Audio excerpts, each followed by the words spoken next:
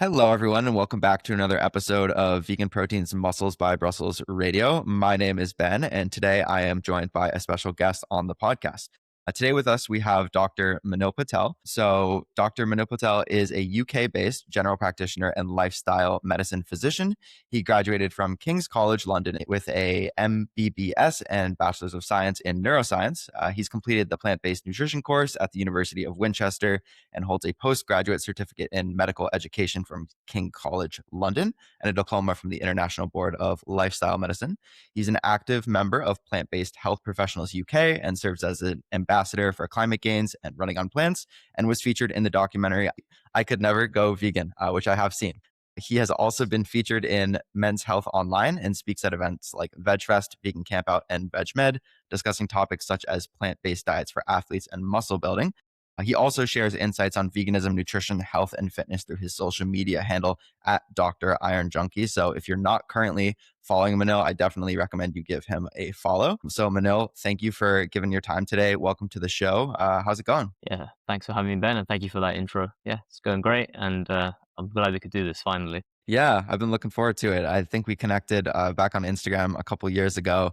I remember Yeah, when I was kind of prepping for my first shows, you had a lot of really kind of kind words of encouragement, especially when I was kind of getting into the depths of prep there and really feeling it. yeah, And it's always really, I think, meaningful, and that those moments stick with you when you have people who are really just like rooting for you and want the best. So I always remember that you as one of the people who reached out to me. So I wanted to first say thank you for that, and I'm glad that we've stayed in touch. I'm glad. I'm glad that stuck with you. Yeah, as you said, like going into the depths of prep. Like I've never stepped on a stage myself, but I've dieted down hard, like to the point where you can see like striations on your glutes and stuff, and it's a nasty place to be, and it can feel very alone. So I think any words of encouragement from people and just positive like words can really mean a lot. So I'm glad that I didn't even realize it had got through to you that well. So I'm glad it did. Absolutely. I feel like there's something to be said about when you have something nice to say to someone or kind to say. I think oftentimes we just leave it in our head and we don't put it out there. But that's something that I've been trying to work on more recently, is when I think of someone and I have gratitude for them, really like expressing that. And I think that does stick with people. So that Mm. definitely stuck with me when you did that. And I'd love to know, obviously, we just talked about kind of the extreme and taking things to there with lifting and body composition. But I'd like to know, and of course for our listeners as well, what got you interested in fitness and lifting weights? Was it always something that you've been into since you were a kid? Did you grow up playing sports? How did you really get into this whole world? Yeah, so it's an interesting question. I've not really reflected on this that much, but it's funny because growing up, like I was always the skinny kid. Like I was really skinny, and even now, I think my natural build is to be skinny. I've got very slim joints, slim ankles. Like I'm a very skinny person in general, and that's just how my I guess genetic makeup was. And growing up, I mean, I played like football. You guys call it soccer over there for some reason, but I played a lot of that. And then I got to like high school, secondary school, and we play rugby here. You guys play American football. We play rugby. No protection. That kind of a hard hitting sport, right? And I was just smaller than everyone, right? But I was fast, so because I was light and stuff. So and I really got into sports more, I'd say. Then I was always playing a bit of football, but then I got into rugby. But everyone else around me was much bigger and stuff, and I was like, damn, I can't stay small. And my secondary school, my high school had a gym, right? And the older kids used to use it a lot. But I started going, you know what? I need to start getting into the gym. I need to build some muscle. So yeah, I just used to use the weights room in the morning before school, and that kind of got me into that whole mindset of like the discipline and stuff like that. But I didn't know what I was doing. Like there wasn't much direction. Social media wasn't even a thing. Like you couldn't really find really great information online. I didn't really know where to look. So it's more of like just mindless sort of just pumping and hoping for the best sort of thing. But that was probably what sparked my initial interest in like building muscle, nutrition as well, because I started like at that time I was an omnivore, so I was raised an omnivorous diet. I was eating a lot of meat during that time, like when I got into the gym. And obviously when I started training more, like everyone kept talking about protein, protein, protein. So I was eating a lot of fish. I was eating a lot of chicken. I didn't eat beef because I come from a household where we're Hindu. I'm not religious myself, but I grew up in a Hindu household. Beef was just off the menu because the way we view cows in our culture. So I wasn't eating much red meat. It was mostly chicken and fish. And then when I got to, I think it was university, first year of university, I saw one of my friends like really transform his body in the year. And he was quite chubby and he became like really lean and looked really good. And I was like, what did you do? And he told me he was listening to one of my friends was a was doing sports science and now is a personal trainer and knows his own business now. But he kind of guided me and like told me more about like, progressive overload, how to train properly, nutrition, like what to eat and all of that. And then I was hooked. Like from then on, when I started seeing like, when you start seeing like improvements, when you start seeing results, it's really hard not to be hooked. And I just love the whole like discipline aspect of it, like, meal prepping and knowing what I'm going to eat every day and not have to worry about like, oh, shall I have this? Shall I have that? And it really got me off what I would say eating junk food properly as well. Cause I realized like what I put in my body is how I'm going to feel and how it's going to affect my gains. So literally in that first year of university, studying medicine as well, I stopped eating crisps. I stopped eating chocolates. I stopped eating what I would consider processed foods. Just I blanket said I'm going to just be very strict kind of with this, which, some people might view as an unhealthy way to eat. But I think it really formed that initial like part of how I viewed the whole discipline aspect of it. And it just became really easy for me then to then when I did start eating some types of foods again, like later on, I never binged. I never had to like, I never gave in and ate loads and loads. I had like a control on it and I could really dictate what I would eat. And I think that element of control is something I really loved. And that's what like kind of bodybuilding also gives you as well. Like you're very much in control of what you put in you and things. And it was easy for me to say no to things. I cut down how much I was drinking alcohol. I haven't drank alcohol for like 4 years now. 4 years? Yeah, 4 years now. So, is that. So I guess what really got me into it was I didn't want to be skinny anymore. But what kept me going was just enjoying the discipline, enjoying the control that I had with it. And obviously the pump feels great. Yeah, man. Who doesn't love love a good pump? What's your favorite muscle Yeah. group to get a pump in? Weird question. I think No, I that's not have a weird question at all. one of mine for a moment. Yeah, we think about that stuff, isn't it? It's not a weird question. Uh, the back. When you've got like a back pump and you like just retract your scapula and you feel it, or you look in the mirror and you're like, yeah, I think a nice back pump. And then second off that bicep pump, right? Because, of course, when the arms are pumped, they look great. But yeah, back pump is for me, for sure. What about you, actually? I got to ask you this now. Well, I like back too, especially if I get in my lats and I almost like cramp down on it, like it feels good Yeah, in yeah, kind of some kind of sick way. yeah, But for yeah. me, it probably has to be chest, at least for Mm, myself. I do enjoy that, almost like to the feeling where it starts like to cramp up. I don't know, something about me finds that quite satisfying. And then if you're wearing the stringer and everything, and just it kind of stands out a yeah, little yeah, bit, I do yeah, enjoy yeah, that. yeah, yeah. Yeah, no, it's funny how certain things are the reason behind why we get involved or get invested, and then over time some of those reasons might stick around, but it kind of grows and changes and evolves, and we learn things about ourselves through that process. Like I know when I started lifting, I didn't have a perception of myself as somebody who was overly disciplined or regimented or routined, and I think that Mm, slowly evolved, and I found myself actually enjoying things that I didn't think that I would. And I think having that structure allows you to then incorporate, like you said, more flexibility later on, but not have it like derail everything. So yeah. I was very similar in that I took a very extreme approach at the start. I was all in. I was going to stick to, my meal plan that I had 100%. I have this story that I always comes to mind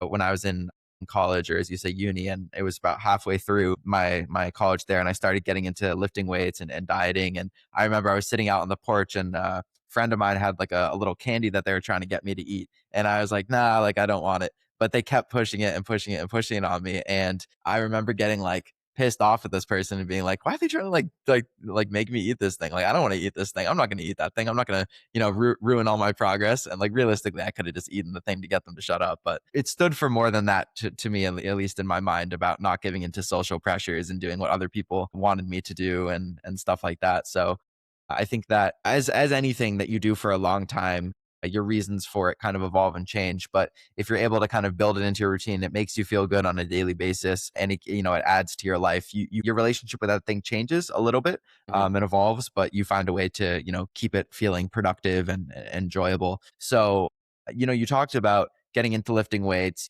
eating a lot of people were focused on protein all the time. You got to get your protein in, and myself, I was probably the biggest meat eater in my group of like 10 or 12 friends at the same. time. Yeah, yeah. And so, of course, that was easy for me. I would buy, the bulk chicken breast at the store, cook it up in a pot, have it at this, in a Tupperware, distribute it out through the week. It was easy. There we go. Don't have to think about it.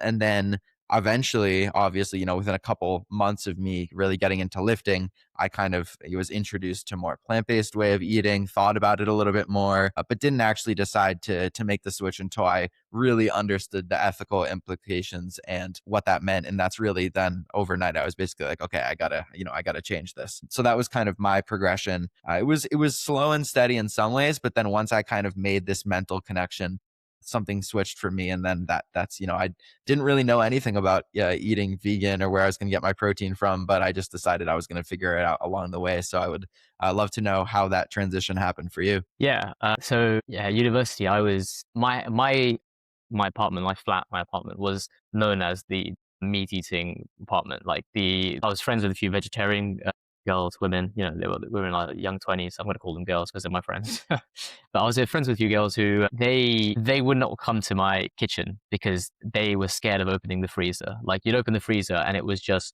tons of red meat, frozen, like wild meat as well. Like I'm talking, I would import this stuff from abroad, so it would be like wild boar, elk, venison, camel, kangaroo, ostrich, horse meat. I'm not making this up. This is not like just me saying this to exaggerate. This is exactly what I used to eat. Um, because I believe that the more red meat you eat, the more muscle you'll build because red meat looks like muscle. That was my naive thinking at the time. The wild meat and red meat and the type, it was better quality and just all this BS that I believed, right? Ultimately, you and I both know, provided you train properly and you get enough adequate protein and the essential amino acids, you're going to build the same. It doesn't matter if you're eating beans and whole grains or, a moose. Like it's crazy, right? I was eating like this, and I firmly believe that plant protein was inferior. Like I would eat it, but for me it was like a carb source. I didn't go near tofu. Like it just wasn't on my it wasn't in my vocabulary. I'd never even heard of tempeh. Hadn't even heard of seitan. So but the weird thing is, like, if I was with my vegetarian friends, if they had like a meat alternative like dish that they'd got from like a Chinese food place, because they've been eating seitan for thousands of years in China, I would try it and I was like, oh yeah, that's quite pretty nice, yeah, yeah. But I had always used to say, like, I loved animals, right? I've always loved animals since I was a kid. Every Christmas, when I sat on Santa's lap in the mall, like I wanted the animals for gifts. Like I always wanted to, like that's all I cared about. I loved animals, right? And I would have been a vet if I hadn't been a doctor. That's for sure. But I still thought you had to eat them. Like that was in my mind. Like, it was a natural thing to do. We're at the top of the food chain. If we were in the wild, what would we hunt and eat? Like for me, it was like the natural thing. We're omnivores, all of that stuff. And then there was like a series of events I always point out that kind of pulled me towards veganism. I used to always say that, veganism in principle sounds like a nice idea. And I thought what we did to animals was pretty messed up. So when I first heard of veganism, I was like, yeah, they have a point. Like it's pretty messed up what we do to animals, but like I'm not gonna change. I said the only way I'll change is if they manage to make a meat alternative that tastes exactly like meat, gives me everything I need from it, I'll switch to it in an instant, in a heartbeat. I will switch. That was my reasoning. Me thinking that's going to be like 20 years in the future, like when cultivated meat becomes a thing, right? I was ready to switch to that sort of thing. But then I started like debating this vegan girl online, like in my 20s, and we started talking online, and she'd always challenge me on my beliefs and how I thought and stuff like that. And I found myself just agreeing with her most of the time. It was really hard to really debate when it came to the ethical side of things, like the environmental side of things, all of that. It just came down to, at the end, taste really, and convenience, and like what I was used to. So we ended up dating actually. And this was like a significant kind of moment. There's a significant moment before that as well, actually, where my friends were going to go greyhound racing to watch dogs at the races. And I said, no, I'm not going to come, on ethical grounds. I'm not going to come. And one of the girls that was there was like, don't you eat meat? And that really it got me thinking actually about how much of a hypocrite I was. But then fast forward a few months to when I was dating this vegan girl. She took me to an animal sanctuary, and I saw all these like animals that had been rescued like from people, like farmers and stuff. And like I was really having fun looking after them, feeding them and stuff. And it kind of dawned on me that they'd been rescued from people like me, people that wanted to like harm them and eat them, right? And I was like, damn, I'm the bad guy in this. Like, went home and I was like, am I really gonna have to think about going vegan? Like, what the hell? And then she sent me that famous Georgia Tech, lecture by Gary Yourofsky. I think that one has made a lot of vegans, right? That and Earthlings probably has created the most vegans. Was Georgia Tech for you as well? Was that the video? Yep. Yeah. That one. Yep. That was the one that I watched next day. Yep. Yeah. Yeah. So literally I watched it, and overnight, like I've still got the conversation. I was having a live conversation with one of my friends who's an MMA fighter. And I was telling him, like, I think I'm going to have to go vegan. He's like, what, really? And I'm literally having this conversation whilst I'm watching it. And literally by the end of that video, I was like, yeah, that's it. I'm done. I'm going to transition to a vegan diet. I don't know how I'm going to do it yet, but that's it. I'm done. That was July 2017.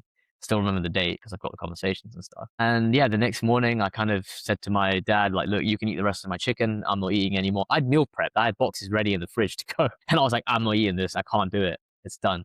And I thought I'd go to like eating fish. Couldn't even do that. Like there was fish in front of me, couldn't eat it. And I was like, all right, I'll eat eggs.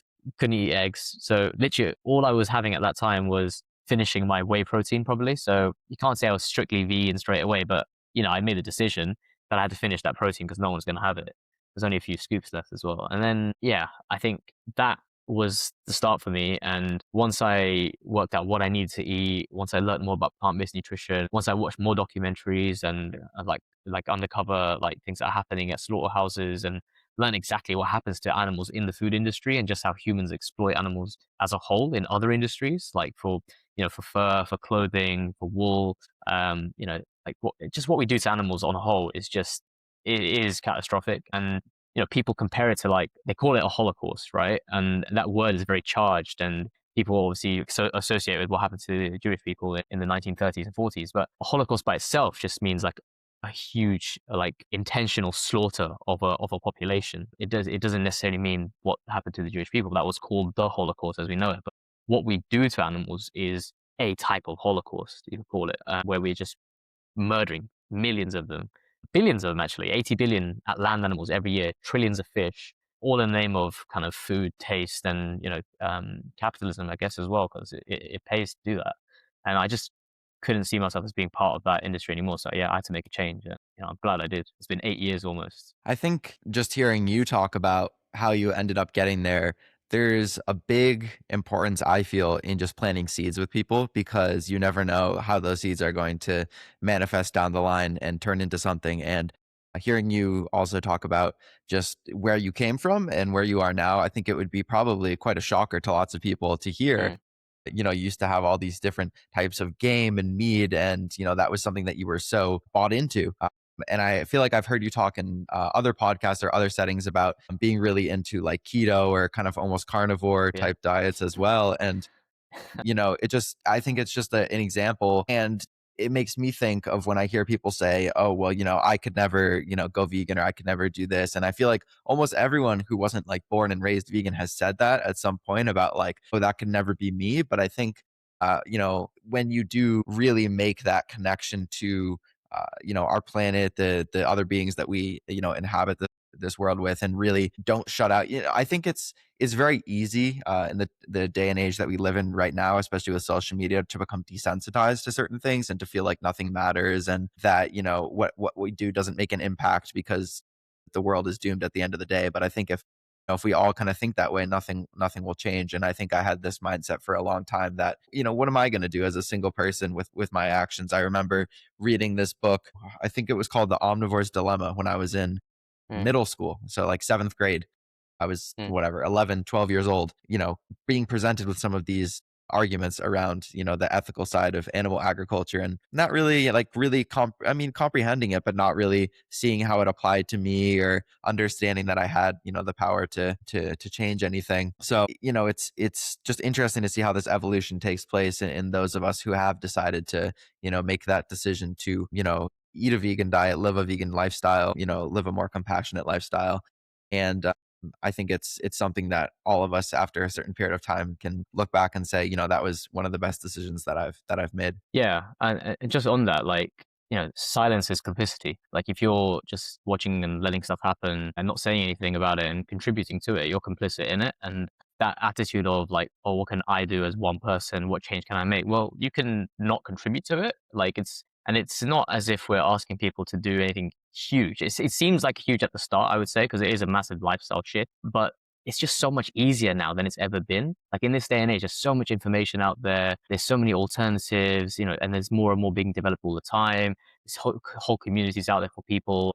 I think it's much easier to go vegan now than it was 10, 20, 15, 50 years ago, right? But people have always done it. There've always been people. You can go back to like Pythagoras and followers of Pythagoras. They were vegetarian. Like they were considered some of the first vegetarians in the Western world. If you go back to the times in ancient India, like Buddha, Emperor Ashoka, there are people throughout history that have promoted animal-free diets and compassion towards animals and empathy. It's been happening for hundreds and thousands of years that people have done this. So it's not something new, but I think it's just now the awareness raising is there. And if one person goes vegan and influences just another person, that has a knock-on effect. Like I'm sure I've probably influenced a few people, and they in turn have influenced other people, and it's like a ripple effect. And I think we can all see ourselves as being that first drop and creating that ripple in this sea of indifference towards animals. And I think that's what I think. People should see it as, all right, I am one person, but at least I'm not contributing to this thing. And maybe from me doing this and leading by example, I can influence just a few other people in my immediate circle. And not everyone has to be like an activist and things like that. But hey, if you want to do that, that helps a lot as well. Absolutely. And I think, like you mentioned, anything at the start is going to feel cumbersome in some way. It's going to feel like a change. It's going to feel like you have to figure some things out. You're right in that it has never been easier to find alternatives to foods that we all grew up eating because, whether we like it or not, we were born into this, this society who has chosen animal agriculture as a primary way of providing nutrition for people. So I think that when you are unlearning or having to learn a new way of doing things, it can be difficult. But some of these products, like, just taking meals that you already have and swapping them for the plant-based alternative, of course, there are areas where it might be harder to find these things. And so you might have to rely a little bit more on kind of your classic staples, your beans, your rice, your potatoes. But there are a lot more of these alternatives becoming widely spread. And on that topic, I think something that has been a question that I've gotten from a lot of clients of mine, and I think we get a lot of questions in our community, is these plant-based meat alternatives. Mm. How healthy slash unhealthy can we think about these being? And there's such a range and spectrum of these different products between ones that are, lower in fat, higher in fat, more whole food based, more kind of based with pea protein or soy protein. So when we're considering these in the context of our overall diet, how can we think about these? Are these something that we should moderate, that we should include, that we can include liberally? How do you like to think about this from a health perspective when you're talking to people about these products? And maybe as someone who's coming from an omnivorous background as well, or is it going to be better to swap that out? Because I've heard the argument before where people would be like, well, meat is more natural, so we should eat that instead of eating the plant-based alternative because it's processed and it has all these different ingredients in it. So how do you think about that and have that conversation? Yeah, just a lot to unpack there. Yeah, first I'd like to say that whenever in nutrition, whenever you're looking at a food, right, you're always comparing it to something else, right? You're always comparing it to another food. So if we are going to compare the average plant-based meat alternative to, let's say, meat, current research shows like a lot of these plant-based meat alternatives are healthier than like their equivalent. So like a plant-based sausage, on the whole, depending again on the ingredients and the makeup and everything, it's going to be healthier than a sausage. And it's just, and let's not make a mistake of, they are ultra processed foods, right? Plant-based meat alternatives on the whole are ultra processed foods, but we'll talk about that in a second. That being ultra processed doesn't tell you how healthy or unhealthy something is. Any food, you have to compare it to what it's replacing, right? So yeah, plant-based meat alternative compared to like a meat product, it's likely going to be more healthy. And we can talk about the research that's been done to kind of show that. If you compare it to something like beans or like vegetables and stuff, okay, like beans and vegetables are going to be healthier than the plant-based meat alternative, right?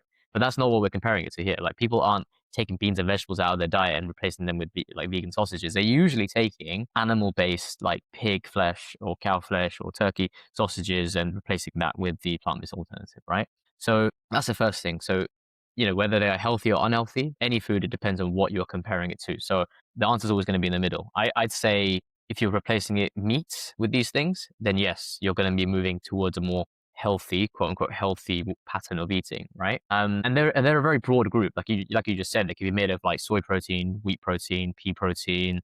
There's also mycoprotein, which is like a type of fungus. We've got corn products here in the UK. And there's like mycelium-based products as well, again, a type of fungus. There's, seitan, which is wheat gluten. That's actually been eaten for thousands of years in East Asia. Same as tofu and tempeh, which are, I wouldn't call tofu and tempeh plant-based meat alternatives, but they're like, a protein source, right? And then you get the kind of more modern ones that are like your Beyond Meat and Impossible Meats and stuff that contain, either pea or wheat or soy protein and stuff. And they usually have a protein source and then a fat source as well. So the fat source can be different. That differs as well. Sometimes it's like vegetable oils, like sunflower oil or safflower oil. Occasionally, sometimes they're made of coconut oil. I've seen Beyond Meat are reformulating one with avocado oils. There'll be a protein type and a fat type that makes up this meat analog, right? And they're just designed to mimic the texture and taste of meat, which we, as omnivores would have enjoyed. And some vegetarians and vegans who have never even eaten meat, they might even enjoy the taste of these plant-based meat alternatives. So I think they're a great sort of entry food, especially for omnivores that are looking to change over. And I certainly use them a lot when I went from quite a meat-heavy diet to vegan pretty much overnight. I replaced a lot of the stuff I was eating with these plant-based meat alternatives because, one, they're really high in protein, yeah, and I was training a lot, so I was like, this is an easy way of me getting enough protein in. Two, it was a sort of like familiar type of food, right? I wasn't sort of used to creating all these different recipes with plant-based ingredients, and I knew kind of what sausage and like a burger were. Like, there's, human beings, we have this sort of, it's inbuilt us evolutionary to be afraid of new things. It's called neophobia, right? People are afraid of something that they're not used to, and they always question like the safety of it and stuff like that, which is why a lot of people question the safety and things of ultra processed foods, because they worry about like the ingredients and things. If they don't know the name of what an ingredient is, they get really spooked and scared of it. They say it's full of chemicals. When you mentioned as well, like, people say, oh, meat is just natural, and beef, again, this is the naturalistic fallacy where people think that just because something is natural means it's good for you. That's not necessarily true. Like, poison mushrooms are unnatural. They're not good for you. And there are things that are unnatural that are pretty good for you, like antibiotics and stuff like that. So it can be good for you, right? They can save your life. So don't look at something, whether something is natural or unnatural, to decide whether it's good for you. Look at kind of what happens when people eat it and eat lots of it, and what happens to their health. That's essentially how we should be thinking of things like food. And if you actually took a piece of beef, it's not just beef, right? If you took it apart, there's like loads of chemicals in there that make up the properties of the muscle cells of the beef. That's just a fact, right? People will read the back of a food label and see, like, I think RFK did this recently, where he looked at the back of something and went riboflavin. Like, that's just a type of B vitamin. Like, he was like, riboflavin, why is that there? Like, couldn't even pronounce it, right? And it's just a fortified B vitamin that's in the food. So yeah, for me, plant-based meal alternatives, they're pretty good replacement, and as I said, they're high in protein. I think depending on the type you buy, you can get some that are less, quote unquote, less processed or have less ingredients than others, but that doesn't necessarily mean that they're healthier either, right? When we actually look at studies that have been done on plant-based meal alternatives, because this is obviously an area of research, right? People are switching over to them. They provide like an alternative for omnivores as well as vegans. They're actually better for the environment because they are made of plants and they require a lot less land and water and resources to produce. And so people want to know, are they actually better for your health? There's been a few trials. And so there was the famous kind of swap meat trial, which took Beyond Meat and like red meat, and had like a group eat them. It measured like kind of cardiometabolic, like things like their blood pressure, their LDL cholesterol, ApoB, things that would, increase the risk of heart attacks and strokes. And they compared people that ate the vegan burgers, had a washout period, and then the beef burgers, and actually the Beyond Meat ones had lower LDL cholesterol and things. So whether that's beneficial, I think it depends. You have to do it for a long period of time and actually see, does it affect outcomes or not. I don't know if you do know Dr. Matthew Nagra. You must have heard of Dr. Matthew Nagra. He's done like a really good review on this as well. He actually wrote a review article, I think, in the Canadian Journal of Cardiology, called "Plant-Based Meat Alternatives: A Hearty Debate," or I think it's something like that, where they looked at all of the available research that's been done on plant-based meat alternatives, and they found consistently that plant-based meat alternatives, compared to their counterpart, people that ate them had lower levels of LDL cholesterol. I think blood pressure was also slightly better. They tended to be leaner as well. Like, it favors you to eat plant-based meat alternatives compared to lots of red meat and things. And I think it makes sense as well when you think about what's in red meat and what's in a plant-based meat alternative. So red meat is a group 2 carcinogen as well, so it probably causes cancer of the colon. It's been implicated in things like gastric cancer. The largest cohort studies that have been done show that it can increase the risk of things like type 2 diabetes, cardiovascular disease. And whereas plant-based meat alternatives, there's not long-term data on them, but what do plant-based meat alternatives come with? They come with fiber, they come with phytonutrients, usually fortified with other vitamins and minerals as well. Because they're a new food, people are scared of it, but so far the research on them is pretty good. I think we need sort of longer term studies to say for certain whether they're going to be healthy in the long term. But I don't think people should be eating tons of them either, right? So the majority of our diet should be made up of whole plant foods, so fruits, vegetables, whole grains, legumes, and beans. There's good studies and good evidence that these foods are really good for your health, right? But if you want to have something that's a processed burger once in a while, and you've got the choice between having a red meat burger or something like a plant-based meat alternative, the plant-based meat alternative is likely going to be better. It's got a better fatty acid profile. It's got equivalent protein. It's less likely to raise your cholesterol. It comes with fiber. It's all the stuff that we know is good for you rather than having a red meat. So for me, it's a no-brainer, but I think people have a hard time accepting this. And I think until we get more evidence and we get people that can communicate the science of this stuff really well to the public, and we get health professionals to accept that, ultra processed foods aren't all the same and that plant-based meat alternatives can be a good alternative to meat. Until we get that like a widespread acceptance of this, it's always going to be the same. And I don't know about you in the US, but here especially, I'm seeing a lot less meat alternatives around, and companies are now coming out with more like veggie type products. And I'm seeing a lot more like falafel burgers and stuff like that in places like Subway and, fast food places, instead of what we had a few years ago where there was like meatless meatballs and alternatives are a big thing. And now because there's this whole fear of ultra processed foods, we're almost seeing people step back from trying to promote them, which I think is a huge step in the wrong direction personally. But it says a lot about the public perception and even the perception of companies on plant-based meat alternatives, which is generally, I think, kind of negative, which is crazy to me because, when I first went vegan, I really thought that these are the future. Plant-based meat alternatives are going to be the future. And food scientists will generally, people that are trained in food science and actually can read nutritional science will tell you that plant-based meat alternatives are net good. Generally, they're better for the animals, they're better for the environment, and they're probably better for your health as well. So if that kind of answers your question, how healthy, unhealthy are they? It's sort of, I would say they're edging on the healthy part, but I wouldn't make them like the mainstay of all my meals. I would have them every now and then. Thank you. That was extremely thorough. And I think that, like you said, they're often best utilized as a kind of transitioning food away from conventional omnivorous diet towards a more plant-based pattern of eating. And I think that, like you said, there's nothing wrong with incorporating some of these things into our diet, especially if they help us, I think, to stick to more of a plant-based style of eating. Because I think I have encountered the archetype of person who feels that they need to go from an omnivorous diet to whole food, plant-based, nothing processed. And we'll talk about exactly what it means to be processed in just a second, overnight. And then they struggle to actually adhere to that. And they find themselves kind of going back into old habits and old ways. I think, like most things vegan related, the United States is probably 5 to 10 years behind the UK and other parts of the world. And so I think that we're still, the meat alternatives are still kind of coming out and being developed and becoming more mainstream. They're not available at a ton of different fast food restaurants. So we don't have any McDonald's vegan options, which is insane to me. Burger King has one option for the Impossible Whopper, which actually is quite good. But there's no Subway. Occasionally you'll get little promotions for KFC or, a Taco Bell, Panda Express, something like that. But it's few and far between. And so I think it's mostly in the grocery stores and convenience places that you might find these things.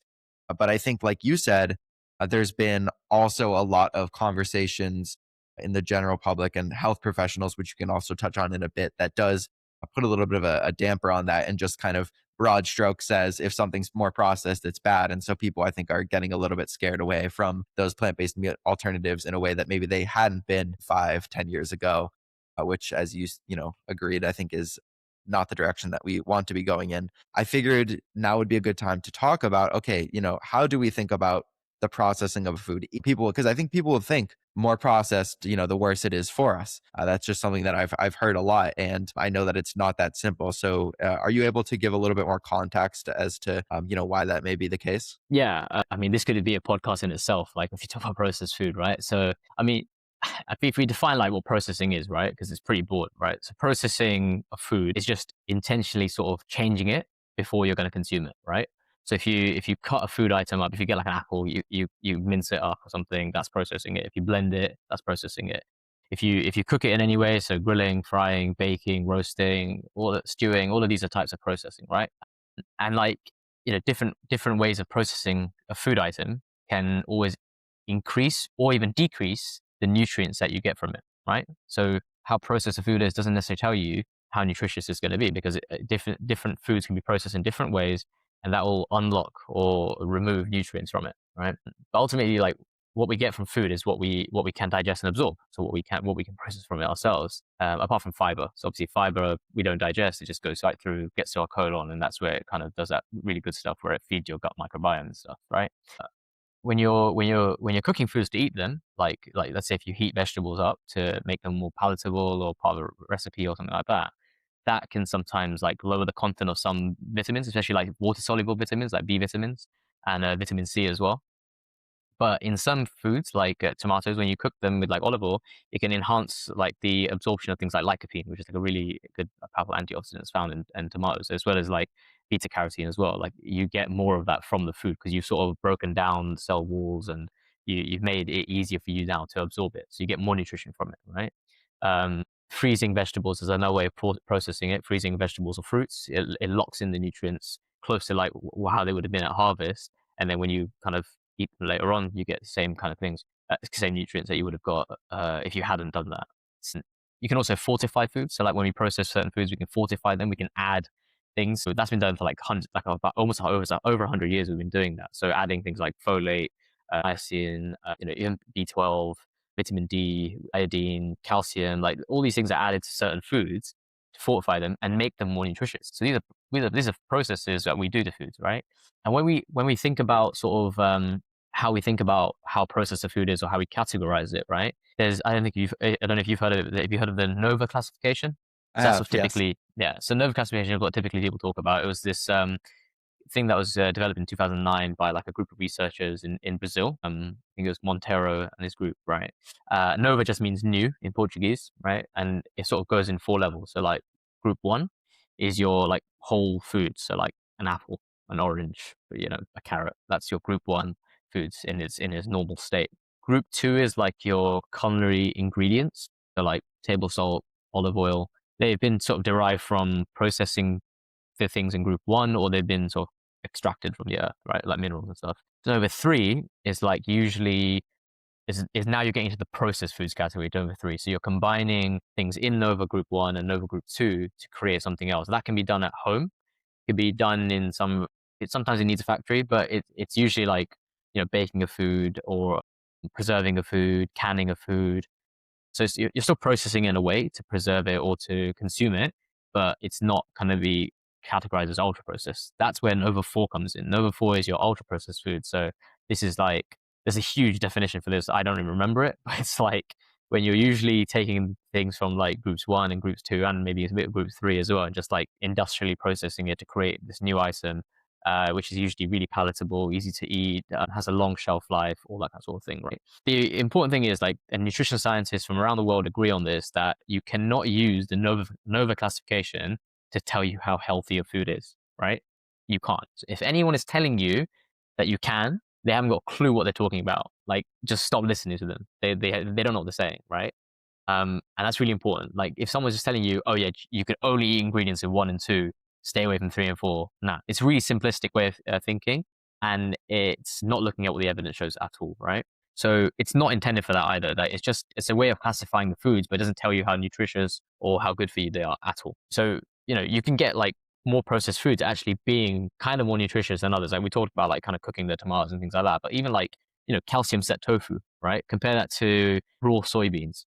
You couldn't even eat a raw soybean, right? It would be bad for you because of the the lectins and stuff that are in raw beans. You have to cook them, and actually, if you go all the way to calcium set tofu, you've just got you've got more bio available form of protein there as well in the tofu itself. It's easier to eat, it's more palatable, so you're more likely to eat it as well. You're more likely to absorb the protein from it, and it's got calcium in it as well, so it's more nutritious. So you've just taken a group 1, the raw soybeans, and created this. You call it group 3 or group 4, so tofu, and it's much better for you. Same with like plant-based milks, right? Either you're going to get like an almond or like I don't know, even again raw soybeans you could do for soy milk.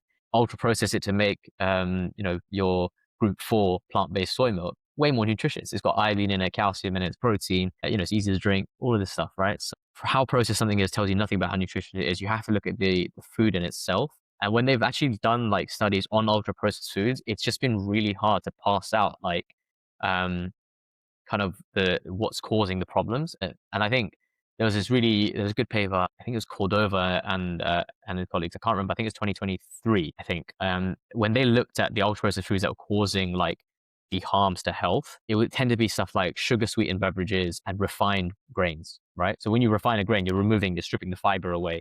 You're creating like white bread or white pasta. Whole grains are really healthy. Whole grains are really good for you, right? But it's that refined grains that can have a signal there for causing kind of metabolic health problems and stuff. Because they're really palatable, they're easy to eat, you overconsume them, and then you get excess of calories. And that's where the health issues really start happening when you're eating in excess of these foods, right? But in that same study, they found that ultra processed foods that were not in this category, so not sugar sweetened beverages and not the refined grains, were actually fine. And that included things like plant based meat alternatives. So plant based meat alternatives consumption did not increase the risk of chronic disease in this study.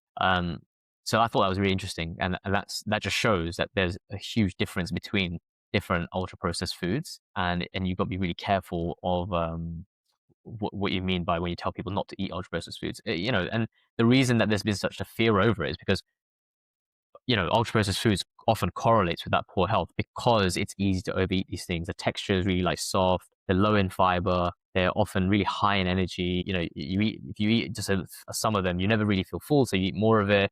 You end up eating in excess, you gain lots of body fat, and having excess body fat is what increases a lot of these diseases like type 2 diabetes and stuff. They often contain a lot of salt as well, so you've got to look at the sodium content of the food. And that's where I think plant-based meat alternatives sometimes the people that are making them should sort of look to reformulate and make them lower sodium. Or if you're going to use them, don't add salt to them as well, because then your salt intake is just going to go up. So I think a better way of thinking about like processed foods is, does it have a good amount of protein in it? Does it still have fiber in it? Are there any extra nutrients to it as well that I'm going to get from it? Because often that's what's added to these things. That's good. And is it going to displace another processed food like red meat processed red meat in your diet, or is it going to be replacing healthy things like beans and stuff? And if it's replacing healthy stuff, then I would say probably opt for the more whole foods. But you don't have to fear ultra processed foods as a whole group. I think you have to be really picky about which ones you choose to eat and not eat.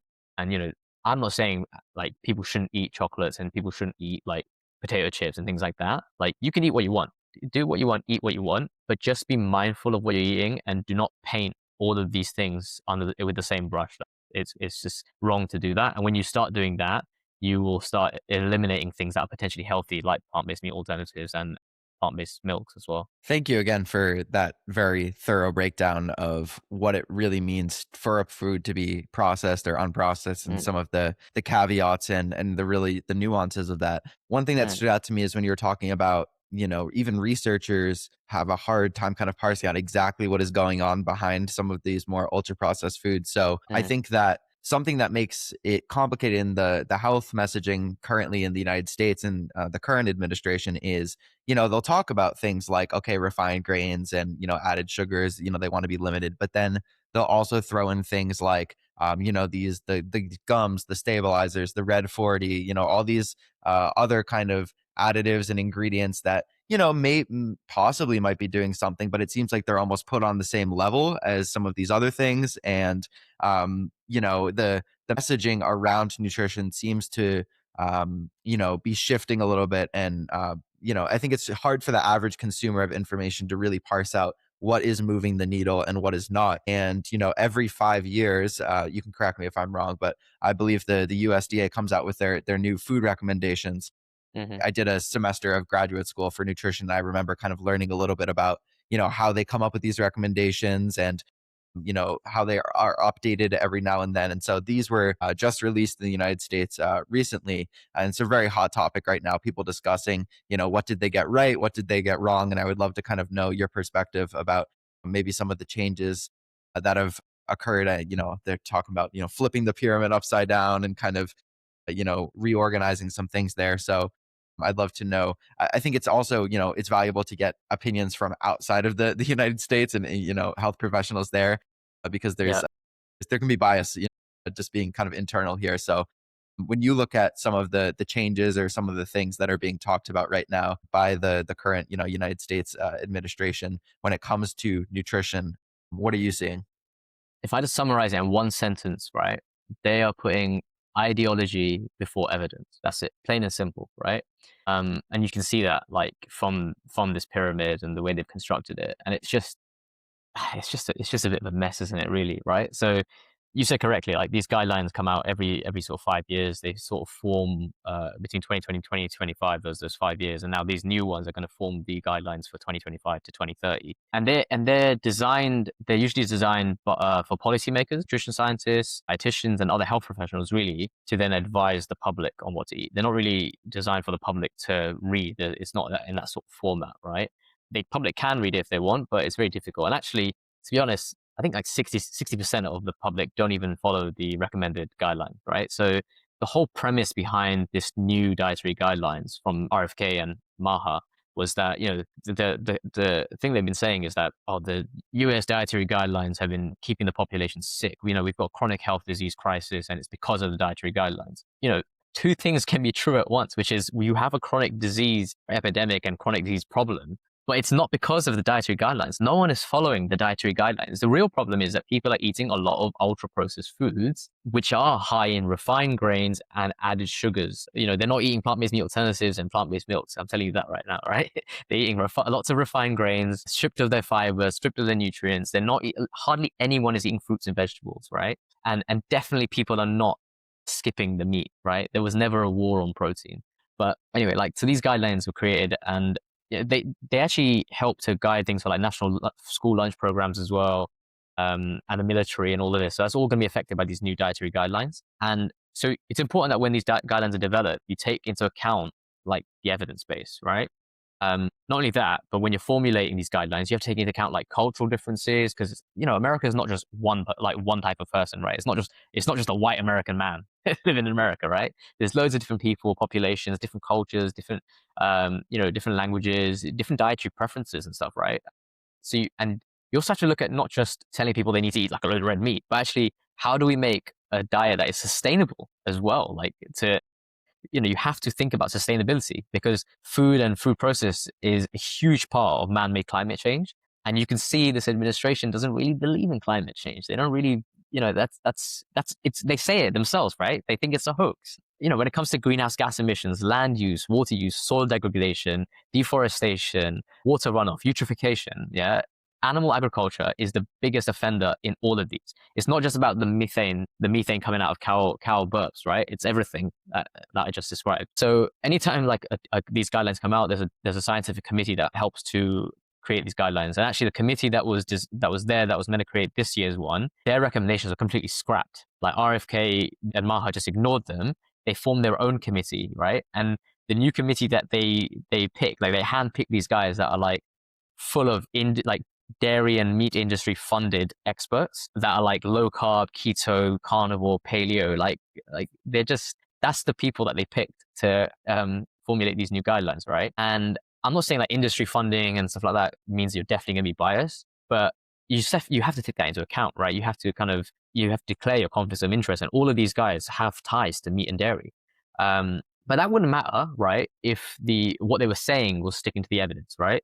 But these guys dismissed their evidence-based recommendations, and they created new ones. And I think so. What they said was the reason that they dismissed the evidence-based ones is because the scientific committee that was using the evidence were using an equity lens. So they were making sure that people were, essentially getting food in a sustainable way and prioritizing things like plant protein as well. And they obviously thought, nah, we're not doing that. We're going to create our own one. And this new pyramid that they've created just goes against that evidence, and it goes against international consensus as well. So I'm in the UK. We use like a plate, and that's what the US was using since 2011. You guys are using the My Plate, which is way better as a visual, right? Because you look at like a plate. You don't eat off a triangle. You don't eat off a pyramid. You eat off a plate. So it's nice when you look at the plate. A quarter of it was vegetables, a quarter of it was fruit, yet a quarter was protein, and then a quarter was like your whole grains and stuff, right? And carbohydrate sources, which I think is fine. I think if you look at the Canada Food Guide, it's the same. It's like almost like half the plate is fruits and vegetables, a quarter of it is protein, a quarter of it is like your whole grains and stuff. And I think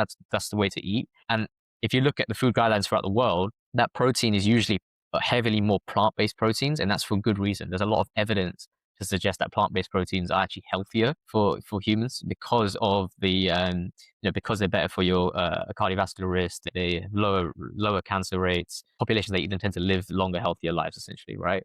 And they're more sustainable. Plant proteins are way more sustainable than animal protein. But going back to like this whole obsession with the pyramid as well, like you guys have been using the MyPlate since 2011. The actual pyramid that they're talking about was abandoned then, and the one that they actually referenced saying that they flipped upside down was from like 1992 or something. So it's not even been used for that long, and they're talking about that, right? And that old pyramid like had whole grains at the bottom, which had a pretty chunky section of whole grains, which I would argue probably is too much for some people. I would have personally put like fruits and vegetables at that bottom bit and have the whole grains kind of above that, lower servings of that, and then your kind of meat proteins, and right at the top is like your fats and oils. But they've really flipped it in like a really weird way. And you'll notice that when anyone looks at the pyramid, because no one's going to read the guidelines, by the way, right? So the guidelines and the pyramid, firstly, they don't even match really. Like if you read the guidelines and look at what the pyramid say, there's contradictions throughout. We'll talk about that in a second as well.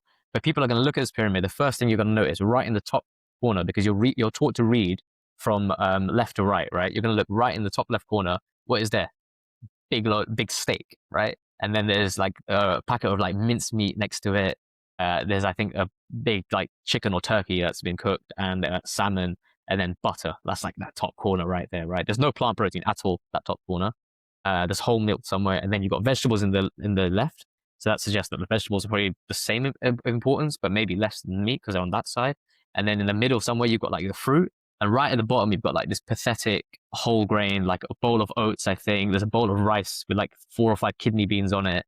And then there's like, I think 12, I think it was Derek Simnett of Simnett Nutrition who counted them. I think I watched one of his videos where he counted them. I think it was like 12 oats there. So it's just crazy, right? If you look at that, and it's just a mess. It's so confusing.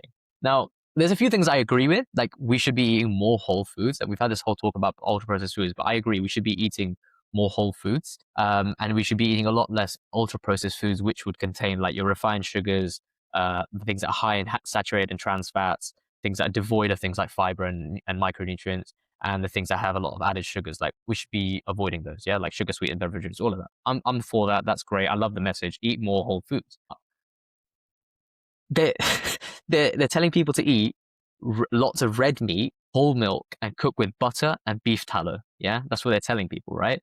But then in the guidelines, they're telling people to limit their intake of saturated fat to less than 10%, which is what we've been doing. Like, if you look at all the other guidelines, they'll tell you to limit saturated fat to less than 10%, because the more saturated fat you eat, the higher the risk we see of cardiovascular disease, because saturated fat increases your LDL cholesterol, which then leads to atherosclerosis, which then can lead to heart attacks and stroke. So it's a good idea to keep saturated fats low. And saturated fats are also implicated in colon cancer through some weird mechanism as well. I've read that in a paper somewhere, and I can't even remember top of my head how it's implicated, but it is. So it's a good idea to keep saturated fats low. But these guys, and there's been a few like content creators that are in favor of the guidelines that have tried to make a sample meal plan according to the guidelines. They always go over on saturated fats. They have to like fudge the numbers a bit to make it look like they don't, but literally you will go over on saturated fat. So it doesn't make any sense. They've advised people to eat a bit more protein. I think 1.2 to 1.6 grams per kilogram protein, which you and I think we would agree that's probably a good number. But Americans are already eating like about that. They're eating about 1.1 grams per kilogram. So protein was never the issue, right? No one's eating a low protein diet. No one's advocating for a low protein diet. And this whole we're declaring the war on protein over is just, again, more propaganda and BS. There was never a war on protein. You've created a problem that didn't exist. You're trying to fill it by saying we're ending the war on protein. What they're actually saying is we've ended the war on people saying you should eat less red meat and less animal protein, which is sensible health advice. That's what we've been telling people to do. Eat more plant protein and eat less of this stuff. But 2/3, again, like in America, 2/3 of the protein intake in America is coming from animal sources already. People aren't eating plant protein in America. Around the world, people are. So in China, it's the other way. I think a lot more plant protein is eaten. If you go to African countries, again, a lot more plant protein is eaten because of the legumes, because of the whole grains. Whereas in the US, it's literally just meat, burgers, sausages, chicken, like that's and cheese. Like these are all the sources of protein in America. There's never been a problem with protein. So yeah, there's a few things I disagree with, a few things I agree with. Did you see the bit on the vegan diets? I thought I saw some things about certain nutrients that need to be more carefully considered, that there's not really research to indicate that would be the case. Is that correct?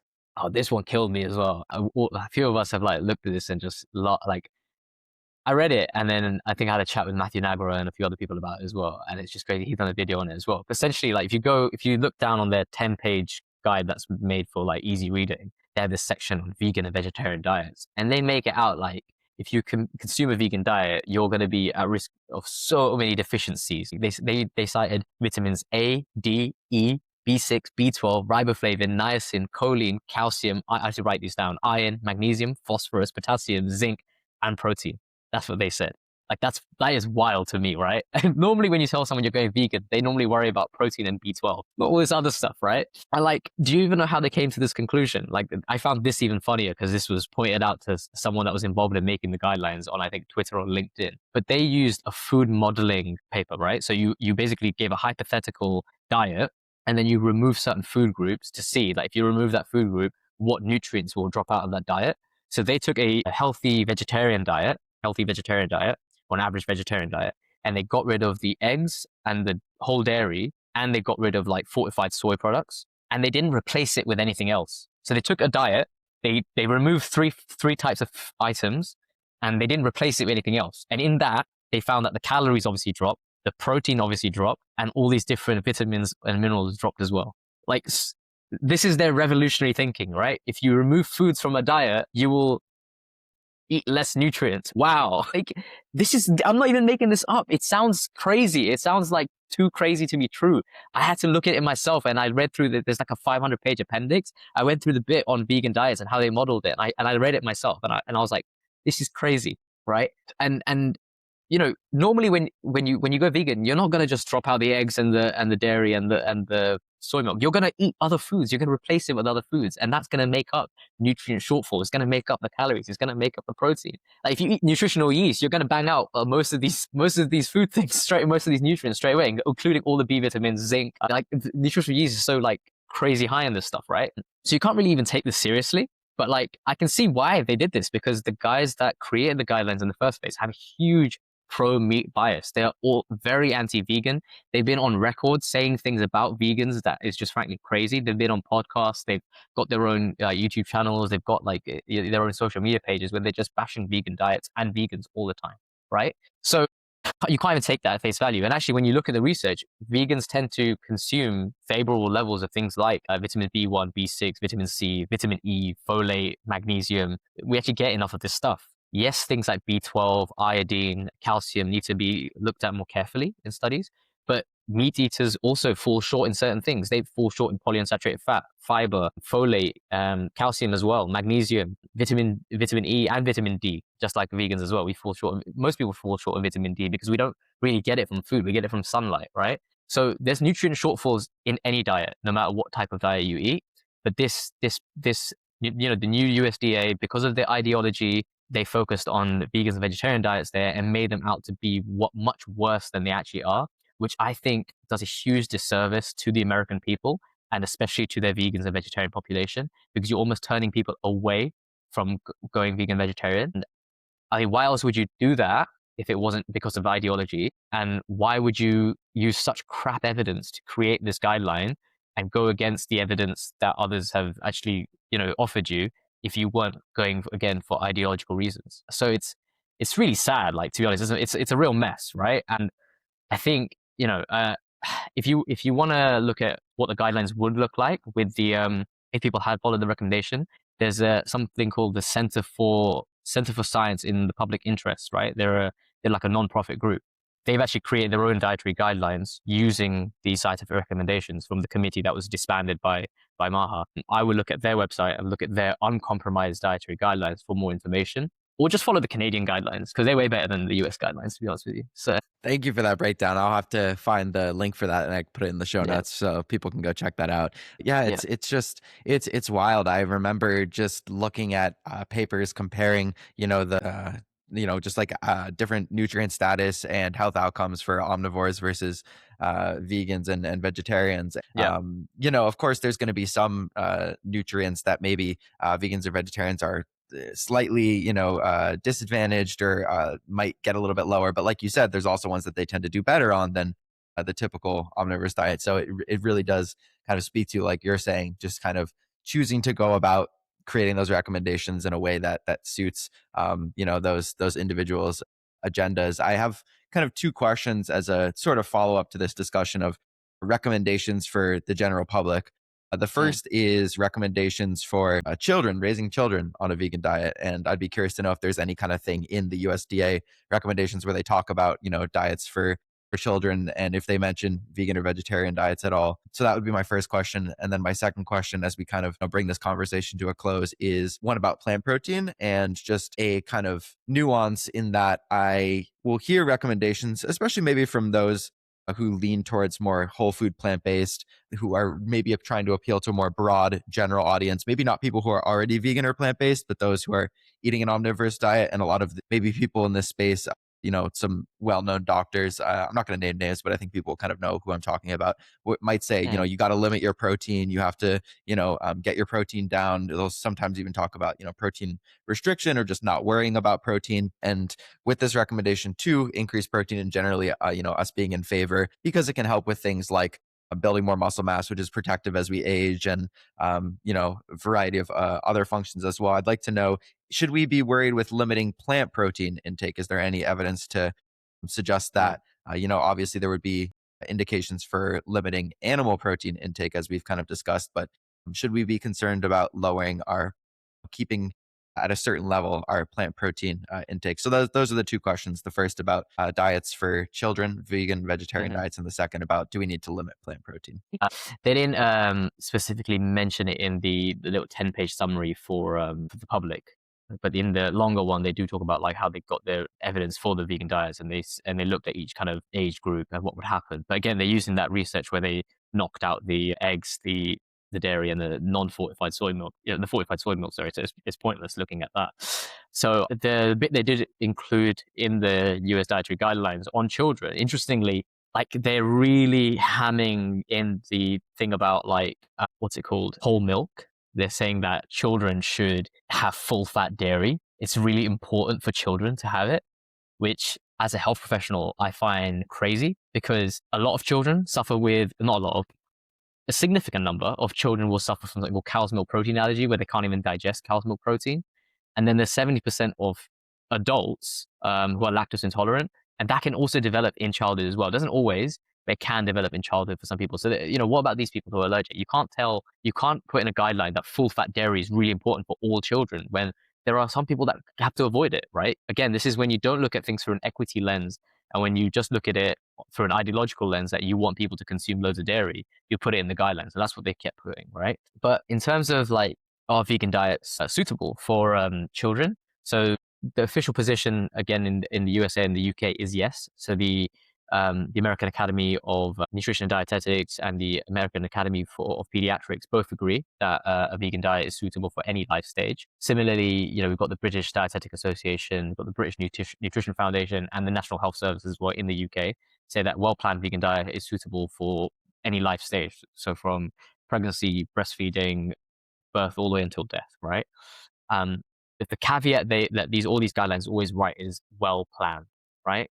That well planned is really, it's like to me it's become like a buzzword, right? And a lot of us vegans repeat it as well. Like you'll see a lot of vegans say a well planned vegan diet is suitable for every diet has to be well planned in order for it to be nutritionally adequate, right? You can look at like people living in the blue zones if you want, and you look at how they're eating and they're living to 100. Even their diets will sometimes be lacking in certain things. That is just how diets are, right? And if you follow anyone that's in like the longevity space, like your Brian Johnsons of the world and stuff like that, they take a bunch of supplements, right? Reason being is because even if they formulate like this very carefully curated diet, they may fall short in certain nutrients, right?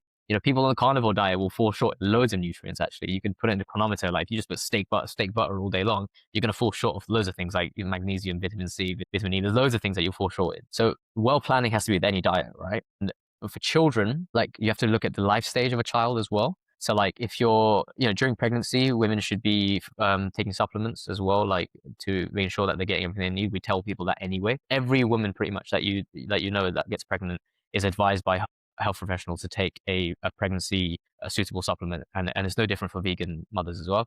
The nutrients that they have to pay attention to as vegans is obviously B12, vitamin D, and I would argue omega-3 is important as well. So like obviously there's different types of omega-3. You get ALA from like chia seeds, nuts, hemp seeds, walnuts, sorry, hemp seeds, flax seeds, and all these things. You can get ALA, which is a type of omega-3. It's a shorter chain one, and then your body converts that ALA into the longer chain ones, which are DHA and EPA. These are found in marine life, so not just fish, but also algae as well. So if you're vegan, you're going to have usually lower levels of dietary intake of DHA and EPA, if at all. You're going to have lots of ALA, which then gets converted to DHA and EPA in the body, and and another one called DPA. But vegan mothers or sorry, pregnant women that are expecting, they need to likely supplement this just for a healthy pregnancy. But there are people that don't, and they still have healthy pregnancies, right? So it's not like if you just want to optimize and make sure you can do everything you can to make sure like the health of the developing fetus is going to go well and all of that, then yes, fine, supplement. There's nothing wrong with that. Then once a child is born, the guidance is usually to if you can, breastfeed, because breast milk is nutritionally complete. It's like the best thing that a baby can have. There's lots of good evidence to suggest that children that are breastfed have better health outcomes later on in the future. But that's if you can breastfeed. Some women can't breastfeed, and they shouldn't never be shamed into saying that having using the formula is bad. You do what you can do as long as you get your child fed. So for vegan mothers, if you are breastfeeding, then you may need a supplement just to, again, make sure that your diet as well. Not crazy amounts. You just need to eat slightly more calories, and also slightly more calcium is important as well to make sure that you're paying attention to that. But when they've compared breast milk of vegan mothers to the breast milk of omnivorous mothers, they've been nutritionally kind of equal. There's not been a huge difference either. So you can't even say that vegan mum's breast milk is not going to be good for the baby. It's fine, right? Then formula milks. This is where there's a bit of a trip up in the sense that omnivorous children or people that consume dairy, formula milk is made from essentially cow's milk powder that's been processed, again, processed C, but it has to be processed to be suitable for the consumption of a child less than 6 months. You shouldn't be giving them whole cow's milk. You shouldn't be giving them the kind of foods that you would be eating under 6 months. Yeah, they have to have this powdered formula. There are some vegan formulas that exist out there made of but again, they're quite difficult to find, and sometimes they're not fully vegan either. They'll be fortified with things that may not be completely vegan derived. So vitamin D is typically derived from like sheep's wool. So you might not find a fully vegan formula. I don't think one even exists in the UK. I think there are some in Europe and maybe in the US, but I'm not 100% sure. So again, vegan mums, if you are going to be using formula, I would speak to a registered dietitian to make sure that you're getting the right formula feed for your child. Because it's hard to do it alone. And I think you should get the support of a health professional to make sure you're doing the right thing for your developing baby, right? And then when it comes to like children as well, that once they get weaned onto like solid foods, you can't just put them onto the same diet that adults eat. Like it's going to be slightly different. Like the amounts are going to be slightly different. There's going to be key nutrients you've got to focus on. Kids need a lot of calories as well because they grow rapidly, especially like from birth to like into their when they become toddlers and stuff. They're growing at a rapid rate. Their brains are growing, their bones are developing, everything. So they need to eat more calorific foods. And this is where vegan diets, which are favorable for adults because it allows us to stay a bit leaner, especially if you're eating whole plant foods. For children, you need to make sure that they're getting enough calories. So this is where you want to lean on, more fattier foods like avocados, like maybe peanut butter and other nut butters, things that are going to provide growing children with the calories they need. Because when they have done studies and they looked at vegan children compared to omnivorous children, they did found that vegans were consuming lower calories, which gave them a leaner profile. So they usually were in the normal to low BMI range, but they usually were in the normal range than omnivorous children. Omnivorous children tended to be actually higher BMI, sometimes even in the obese range for children. I think making sure they're getting enough calories is really important. Again, if you're confused about like what can they eat, how do what advice is there available? Again, speaking to a registered nutritionist or dietitian. There's also in America, I think you guys have got plant-based juniors, which is by I think some called Alex Caspero and Whitney. I think Whitney English is her surname. English is her surname. So I think you've got those two in that do plant-based juniors. They've got like a website. They've got like recipes and loads of resources. I think they've written a book as well. In the UK, we've got plant-based kids, I think, by someone called Paula Hallam, who's a registered dietitian as well and a pediatric nutritionist. So they've got really good resources for mums out there. And then like the nutrients that we talked about, like all diets can be lacking in certain nutrients and stuff. But the key ones for vegans to focus on is vitamin B12. This is a non-negotiable. You have to supplement this or get it from fortified foods. Your children have to get it because it's so important for nerve function, red blood cell function, all of that. Vitamin D as well often needs to be supplemented, especially if you're living in colder climates where there's not much sunlight. Iron can be found in like, beans, lentils, tofu, or even fortified cereals. They often come with iron in them. Calcium from fortified plant milks or calcium set tofu. Omega-3s we're talking about. This is another one where I would say supplement in children with the DHA and EPA. Again, I know vegans that haven't supplemented this stuff and they turned out fine. Like I was a vegetarian baby growing up. I know I was omnivorous as well, but I was pretty much vegetarian. I wasn't getting much DHA, EPA either. And I'm at a medical school, so like, it's one of those things where you can say all this in theory, but at the end of the day, I don't know. Like if you go to India, no one is supplementing fish oil, like hardly anyone, right? But people are, going to become doctors and all sorts. So it's important for brain development and brain growth, and it is something that I would, on balance, recommend people to supplement. And the other one is iodine. Again, it's something that kids can get easily from fortified food. So it's not that these foods are lacking in plant-based diets. It's just that you just need to pay a bit more attention. And just like if you're an omnivore feeding your kids, you're going to look at kind of, okay, what things are they like to fall short on? Like fiber might be one of them, or, you need to make sure that they're getting folate and things like that. You would look at this stuff. And I don't know about you, but growing up in the UK, I did take a multivitamin as a kid. It was recommended by the doctor and I took it. Like we didn't even question it. But when it comes to vegan diets, it's like, oh my God, they're going to have to supplement. They're going to have to do this. It's just so easy to pick on vegans and veganism as being like bad for you and deficient when like anytime we look at any studies on vegan children and vegan adults, we tend to be like leaner and have better cardiometabolic health than omnivores. But nobody wants to focus on that. They just want to focus on what vitamins and minerals we may or may not be missing out on. And it's just BS. So yeah, vegan diets, they're perfectly safe for children if you know what you're doing. And if you don't know what you're doing, please seek help and get some advice. Don't just like wing it and make any mistakes that could be detrimental to your child. But that's with any dietary pattern. Perfect. Thank you. That was, I think we have a lot of folks in here who are parents or, who are thinking about becoming parents. So I figured that would be a pertinent question because I think people have fears around, I want to start a family. I also want to go vegan, Yeah. Is that something that I can do? And I think it helps just knowing there are resources out there. If it is something you want to do, it is achievable. Right. So I think your question was this whole thing about people recommending low protein intakes or protein restriction, right? So I guess you were saying like, is there a limit to for plant-based proteins on health outcomes? Like, is there a point where it would be like detrimental or something like that, right? So I mean, protein is protein, whether it comes from an animal or whether it comes from plants. The actual protein is a protein. I think your listeners will know that proteins are made up of amino acids, and provided you get those amino acids into your diet, your body doesn't know where they came from. Your body's not going to go, oh, this amino acid was from an animal or this one was from a plant. It's not going to know that, right? And there's 9 essential amino acids you have to get from your diet because your body can't make them.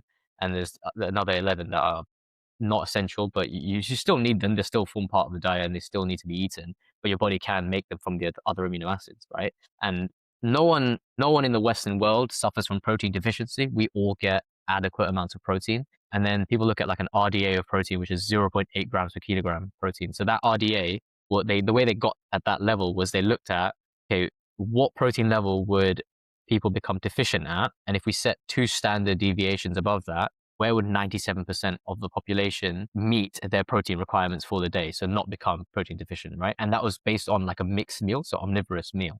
So not just eating meat and not just eating plant, but a mixture of proteins, right? And so that number kind of stuck. And yeah, if people eat 0.8 grams per kilogram protein, and generally they should be fine. However, if you're an older adult or if you are active in any way as an adult, then you could run the risk of being in a negative protein balance, or negative nitrogen balance, where you're actually using like the protein that you've got on you, like in the muscles and in the bones, because you're not meeting your requirements for the day. So people who are in the vegan fitness space or even the vegan health space, most of us would say to people actually should aim a bit higher. And I'm in the favor of going for like between 1 to 1.6 grams per kilo, depending on how active you are, what your goals are, like body composition, muscle building, whether you're an athlete, and how old you are as well. So elderly people tend to have something called what's called known as anabolic resistance, where they need a bit more protein to hold on to the muscle they have. It's harder for them to actually hold on to muscle or build new muscle. So they tend to need more protein to get the same effects as well. This whole idea of, provided you eat enough calories, you'll get all the protein you need is something that's been really regurgitated by a lot of like the old school plant-based doctors. So like there's a new school plant-based doctors like me, Matthew Nagra, a few other people, and there's the old school guys that, they really set like the bar for a lot of the stuff we have today. And I really respect all of them. A lot of them are great people, and they really do care about people and making sure people are healthy and stuff like that. But I think the protein messages has been a bit messy from a lot of them, and a lot of them have kind of leaned towards a lower protein intake because the research tends to show the more protein people eat, the poorer some of their outcomes are on things like cardiovascular health, cancer, and things like that. But it tends to be animal protein. So when people are eating a lot of animal protein, they tend to have higher rates of type 2 diabetes, higher rates of cardiovascular disease, higher risk of certain types of cancers as well, right? When we've looked at the newer research, which has kind of passed apart like what's happening with plant protein, it's actually when people eat more plant protein, they have a lower risk of cardiovascular disease, lower risk of cancer, lower risk of type 2 diabetes, right? But these guys aren't eating like huge amounts of protein either. I'm not telling people to eat like 2 to 3 to 4 grams per kilogram body weight, right? It's just a proportion of your protein in the day. When it's coming more from plants, it tends to be associated with better health outcomes. And it makes sense why, right? When you eat plant sources of protein, you're eating your beans, legumes, things that have fiber in them. You're getting more phytonutrients and antioxidants. These are all really good for your health. You're getting less saturated fat. You're getting less heme iron, which is inflammatory. You're not getting the carcinogenic compounds that come with like grilling meats and things as well, right? So it makes sense that this is going to give you favorable health. The whole protein restriction thing, there's this sort of like a lot of these longevity experts like Dr. Walter Longo, I don't know if you've heard of him. He created like this fasting mimicking diet where he tells people to fast. A lot of his research comes from like rodent studies where they protein restrict rodents to see what it does to their longevity. Don't know about you, but I'm not a rat. I'm not a rodent. So I don't really care too much about rodent studies. I don't think it really extrapolates to humans necessarily. People point out like the longest lived people, like the Okinawans and stuff, they don't eat a lot of protein, which is yeah, it's probably true, but they're very slim. They're very skinny, right? They almost look sarcopenic when they're in their old age, and a lot of us don't want to be like that. A lot of us want to have muscle. I think for muscle and bone health, the evidence is pretty clear that when you eat higher protein rather than lower protein, it tends to be better for you. It helps you retain the muscle a bit better. It is better for bone health as well. And the lower your protein intake, the higher the risk of things like osteoporosis and the higher the risk of things like sarcopenia, losing muscle is. Ultimately, being active is the biggest signal both for your muscle and your bone. So if you're not physically active, if you're not resistance training, then there's no real point of eating extra protein because your body doesn't store it, right? We've got no protein stores. Anything you eat during the day, we've got like a free pool of amino acids that are there during the day and they get recycled around and stuff. But really, you're either in a net protein, you're always turning over protein, and you're either in a net positive or a net negative at the end of the day, or you might just be lucky and you're staying the same. But it's very rare that that's the case. You're usually in a positive or a negative, and either you're weeing out the excess protein that you're taking in from food, or if you're building muscle, you're assimilating it into your muscles and you're kind of putting it into your bones as well, and other connective tissues as well, and loads of other important things that protein does. So I think to me, protein restriction itself as a whole doesn't make any sense unless you've got like end stage kidney failure, in which case your nephrologist may recommend you restricting to a certain degree. But even then, there's some evidence to suggest that people that have got, worsening kidney failure, being on the right lower end of protein probably isn't favorable either, because actually having a moderate amount of protein is probably going to be better for like muscle, again, sarcopenia and other health outcomes. So for those individuals, I would recommend them speaking to their nephrologist. But, you and I, people with healthy functioning kidneys, physically active, looking to build muscle, I think we should be eating between 1.2 to 1.6, even as high as sometime 1.8. If you're dieting and cutting down for a competition, you and I both know we went as high as 1.8 to 2 grams per kilogram body weight, probably on some days, because it kept us full. It allowed us to retain that muscle as well. And when you are in a calorie deficit, protein becomes a bit more important as well, because your body's going to be crying out for calories from somewhere, and it's going to use your muscle if you're not careful. So yeah, for that group, for these group of people, you have to eat a higher level of protein. So restriction doesn't make any sense, but it does make sense, to restrict your intake of animal protein, because the more animal protein you eat, the higher the risk of these diseases. And that's what I think people need to understand when people are talking about like lowering your protein intake. They actually mean lowering your animal protein intake, not lowering your plant protein intake.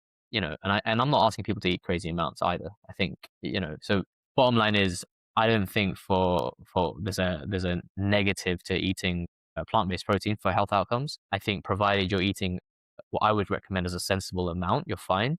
You run the risk of crowding out other foods if you just focus on protein. You'll crowd out your sources of like fiber, complex carbohydrates, your healthy fats and stuff like that. So I don't want people to just be obsessed with protein, because that's, then you start forgetting about all the other stuff that's important. But I don't think people should fear it or restrict it either, unless it's animal protein that they're restricting. Dr. Minil Patel, thank you so much for being on the podcast today and answering all the questions that I had. I have no more questions. I feel like everything was really There's taken always through more. point by point and nothing was missed. So before we sign off today, is there anything else that you want to leave our audience with? Any kind of exciting things you're working on or that you want people to know about? So people can follow me on Dr. Iron Junkie to stay there with my journey and stuff. And I think if anyone takes anything away from this, is that you don't need to fear ultra processed foods. That they're not just they're not a they're a heterogeneous, they're very mixed, they're a diverse group of foods, and actually ultra processed foods can form a great part of your diet. But ultimately, I will say that eating a whole food plant based diet is going to move the needle in a healthy way for most people. So I think if you make 90% of your diet or 80% of your diet whole plant foods, and then the rest 10 to 20% of the healthy ultra processed foods, I think that's like a perfect recipe for a long, healthy, and happy life. Perfect. I think that's a wonderful way to round this out. So we'll make sure to link all of your social media and relevant links in the description below. Thank you so much, everyone, for listening to another episode. If you're interested in coaching or you want to find more of our content, that will be linked down in the description. Thank you again, Manil, for your time. And hopefully we'll have you on again someday. Yeah, no worries. Thanks for having me on, Ben. Okay. Thanks. Appreciate it.